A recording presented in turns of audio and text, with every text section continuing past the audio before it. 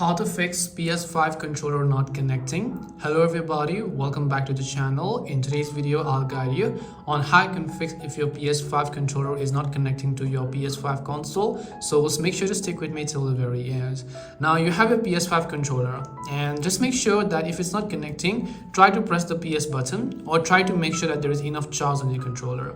After you've done that, let's say that it is actually not connecting to your PS5, just try to long press on it and then your controller will get enabled. As you can see, in my case the controller is already enabled, but if it's not actually connecting in yours, what I want you to do is, as you can see at the back of your controller, which is a charging port, is a type B USB-C charging port. So first of all, I want you to basically get a type C USB charging cable or just a USB transfer cable. It could be any normal type C cable. After that, connect the type C end to your PS5 controller like this, and the other end I want you to connect to your PS5 console, which is this end over here.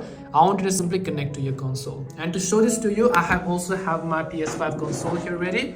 All I want you to do is make sure that you place them correctly. After you place them correctly, just make sure to connect it over here, as you will be able to find it. So it should go properly inside. Now over here, just try to press your PS button on your controller. After you press the PS button, it should now begin to work. So this way you should be able to fix your PS5 controller not connecting. Hope this video was very helpful. Of course, if you have any questions, feel free to leave them down. Thank you for watching till the end and see you soon in the next video.